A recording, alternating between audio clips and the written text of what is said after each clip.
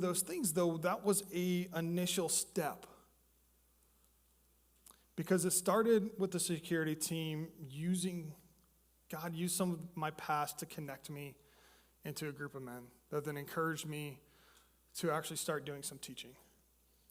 Now, at the same time, I was involved in a young adult group, young adult ministry, and so I started co-leading a small group after I started doing some teaching amongst the different security members at our meetings and doing the devotionals.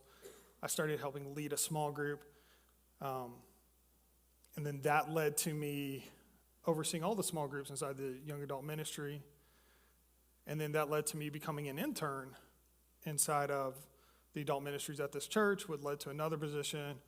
Got my theology degree during this time, which led to a pastoral position at another church where I oversaw all of adult ministries. So, that's where God started with, hey, you like to serve and protect. You understand situational awareness. This is going to be an easy fit for you to get in serving, to the point where, I became a pastor, and now I'm an elder here at New Hope, which I'm an elder here because me and Ken had a very long relationship before he even came over here. God uses all these different instances in our past to take us to different places if we let him, if we remain faithful and flexible. Now, I very easily could have said, I'm not going to go to New Hope. I'm going to continue rising through the ranks of a pastor. Had the opportunity to become a senior pastor at a couple churches that were wanting me to, but there was other circumstances that I was like, I would have to, instead of going through the door that's open, I would have to kick down this door over here and say, this is the journey I'm going to take. And it was a complete redirect in my life at that time. Luckily, I have a very supportive wife who was saying, hey, are you trying to kick down a door? And, through lots of prayer, through lots of discussion, landed to where we are today. And we are so thankful where we are today. Our kids love the children's ministry here. We love being a part of here. I think you guys can agree, Ken's doing a phenomenal job leading this church from where it was to where it is now. And it's a real blessing to be a witness to what's happening here in New Hope and to be a part of the family here. So I don't know where you are in your own journey, but if you're at this discovering your purpose part, worst thing you could do is not serve. The absolute worst thing you can do is say, hey, I'm going to sit back and observe other people.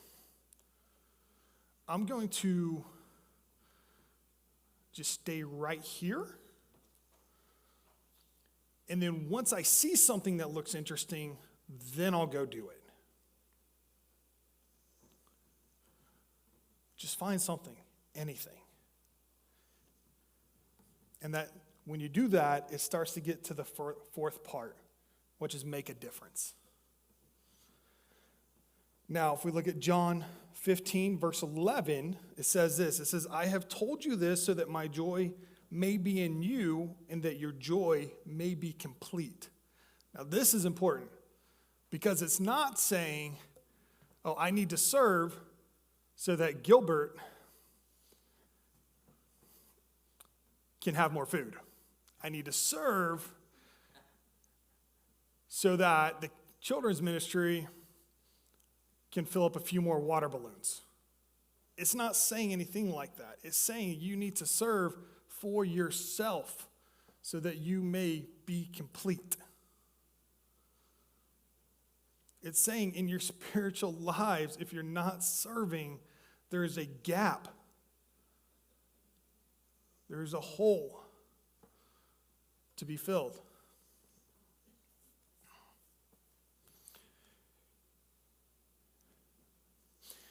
So when I was younger, I loved sports.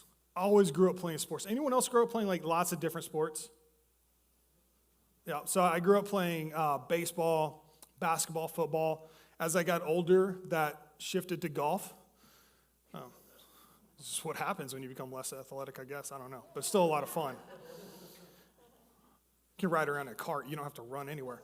But one thing I've always loved, it's just been my mentality, is this coaching, teaching, mentoring side of things. That's always been a part of who I am. And so, but there's a big difference between coaching little kids and coaching adults. Little kids got to be a little more sensitive. You can't say the same things that you say to adults. It's one of those things. It's repetition. For baseball, it's one of those, like, all right, when you get up, you got to be able to keep your balance. And so I've always thought about that dynamic as I got into being a pastor, now an elder. When speaking to Christians on their next steps, it's when you're up here, you got to say things in a way that's nicer than what you really want to say. There are things that I do want to say. I'll say a couple of them. Not all of them, but a couple of them. Especially when it comes to serving.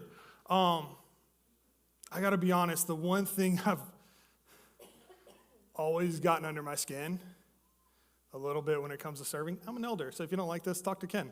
All right, is when people say, oh, I served my time. It's, oh no, I'm in a season where I'm not serving right now, but it's okay because I was a greeter for 2 years. Like it was some sort of sentence. Like you showed up one day and Ken and Caitlin were like, Frankie, you're not being very friendly right now, so we're going to sentence you to 6 months as a greeter until you become friendlier.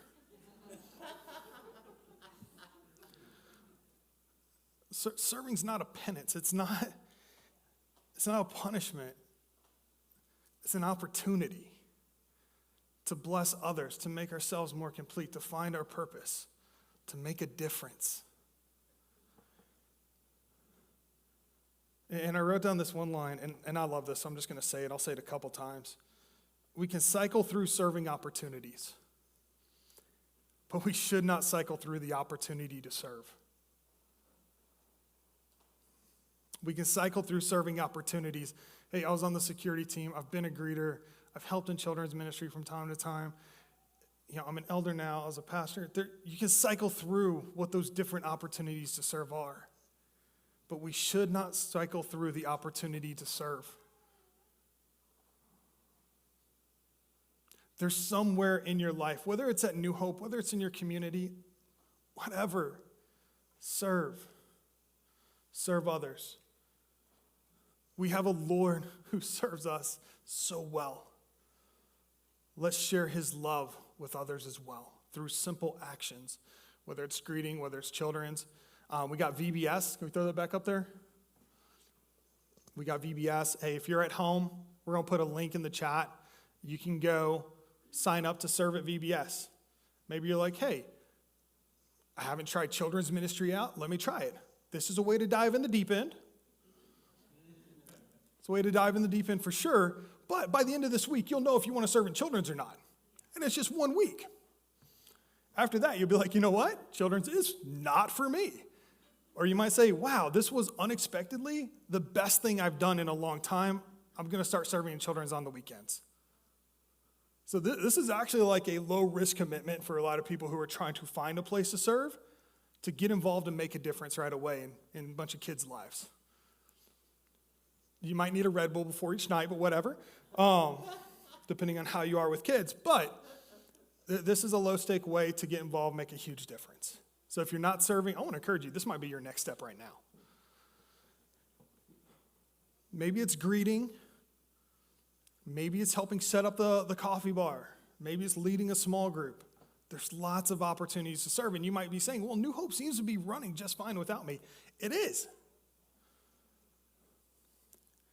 But we'd be running better with you. So get involved.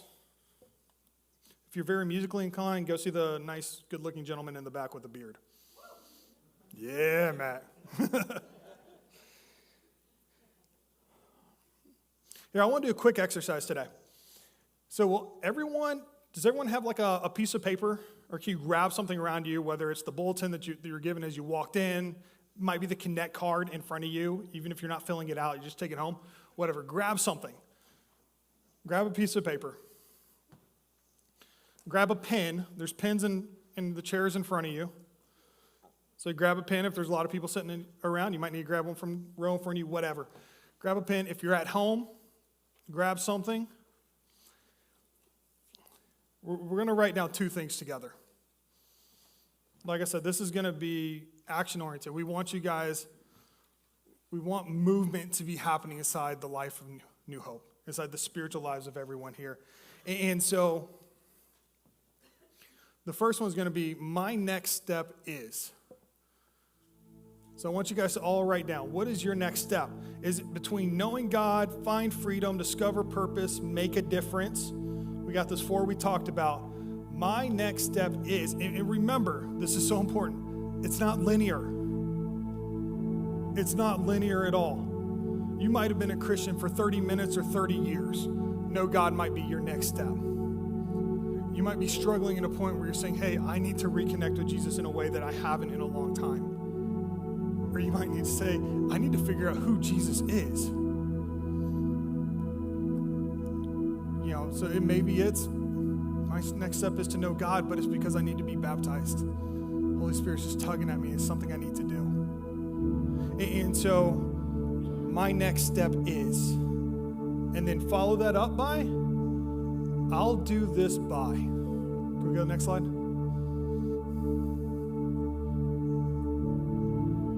I'll do this by. Because it's not only identifying which of these 4 kind of broader categories, know God, find freedom, discover purpose, make a difference, which of these 4 is your next step in your current journey where you are this moment in your spiritual life. But what is that practical